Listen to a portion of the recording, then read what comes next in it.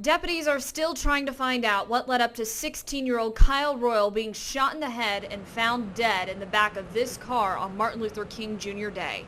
One thing they do know, it started here at Magic City. Magic City, your take? It's a teen club. Captain Scott Gay says they've had problems with this teen club before. WJBF News Channel 6 uncovered these documents about a night gone wrong back in December. A party with more than 400 kids had to be broken up by deputies. It was promoted heavily on YouTube. That night, Sergeant Richard Elam says deputies discovered owner Patrick Walton had a dance hall license but had an inspection performed for a mercantile or storefront. Elam says Walton knew it would have taken more than $15,000 to pass a dance hall inspection. So he lied. Yes. His business license was revoked, meaning he should not have had anyone inside Magic City the night Royal was killed.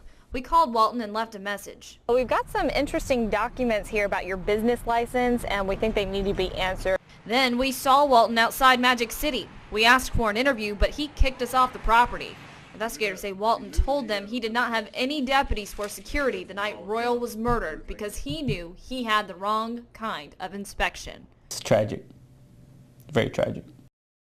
March 22nd, March 14th, March 5th, March 2nd, and it goes on and on. Captain Scott Peebles is reading off the more than 50 dates where the Richmond County Sheriff's Office responded to incidents revolving around one person. Not a hard criminal, but a 9-year-old child. Normally the Sheriff's Office doesn't release juvenile reports, but in this case they made an exception for only our cameras because they say DFAX is not doing enough to get this 9-year-old help.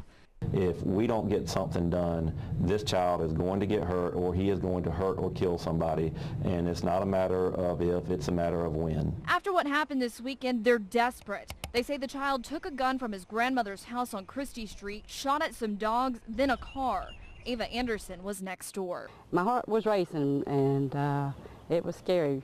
Ava says after the 9-year-old shot at the car, she then came out of the house to see what was going on, and that's when she says he turned the gun on her and pulled the trigger. He tried to shoot you. Yeah, he pointed it at me and kept hitting the trigger. And it's only through the grace of God that he didn't end up shooting the neighbor. People says the child has mental health issues and needs more aggressive treatment and supervision. The Sheriff's Office has met with DFAX several times over this case, but they say with no real results. Somebody up at the top has got to clear some of the red tape and get something done, because this is a threat to the people that are around this child. Ava says what happened is frightening, and she hopes DFAX gets the message. They're not trying to get anything done quick enough.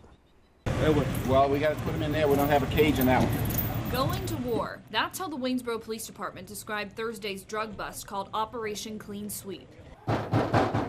Police! Come from under the bed! Get out from under the bed! Get out of there! Show me your hands now! They say it took every officer they had to make their first and most dangerous arrest. Chief Deputy Rosie Lodge said Jannard Abram was hiding under a mattress when they found him. You have to always be prepared. You never know what an individual has who's wanted, especially when it's a felony want. WJBF News Channel 6 had the only camera rolling as police served their 23 arrest warrants. All of the suspects are accused of selling drugs, mainly cocaine, crack cocaine, and marijuana. The Waynesboro Police Department is conducting their highest risk arrest in these early morning hours. That's why they're most likely to catch these guys while they're sleeping. They're less likely to hide possible drugs and less likely to arm themselves as well. Operation Clean Sweep started about 40 days ago when Chief Alfonso Williams said there was an outcry in the community. Thefts had gone up, leading the police to believe that the drug problem was back, and they were right.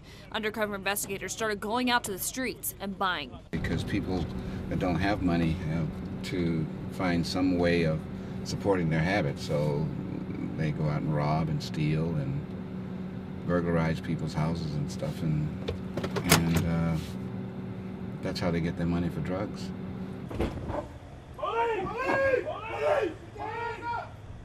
Door to door, the police went searching for their suspects, finding drugs in some of the homes. Some suspects went down easy. Others, they had to take more drastic measures, even using tasers. There's 2 of them in there. That's Hammerhead.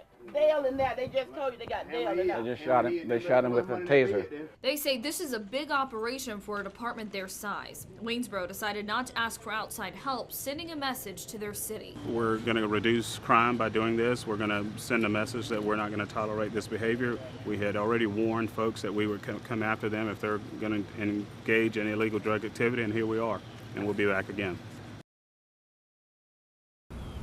Jenny, an 18-year-old, a 19-year-old, and 2 juveniles have all been arrested and charged with 81-year-old Johnny Lucky's murder. Now, the deputies here at the Law Enforcement Center say the teens had planned on robbing Lucky for over a week, but instead they say they killed him and got away with nothing. Did you kill him? Did you shoot him? That's what the cops said, they just shot him. Only our cameras were rolling as 18-year-old Joseph LaShawn Jordan walked into the Richmond County Law Enforcement Center with a smirk on his face. Jordan is accused of shooting and killing 81-year-old Johnny Lucky. 3 other men are also charged with the murder. The details of how Lucky was killed are hard to hear. He was shot from the outside as he sat on his couch, and then they went inside and immediately shot him again. Captain Scott Peebles says the group planned for over a week to rob Lucky. They thought he had cash inside his home. One of the men, 19-year-old Artavius Feasel, knew Lucky. His cousin was Lucky's housekeeper who lives right across the street from Lucky's son, David. David knows Feasel. We were friendly. I mean, I wouldn't have never thought it. After Lucky was shot, Peebles said 3 members of the group went through the house for 20 minutes while Lucky was struggling to breathe. They left with locked boxes, which they thought had cash in them, but They did not leave with anything of value.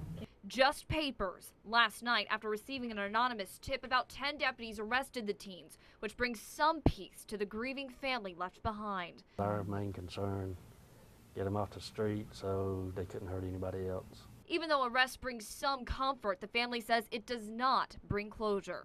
I know the Lord says you're supposed to forgive and forget, but it'll take me a long time. Anything to say to the family? Anything at all? No?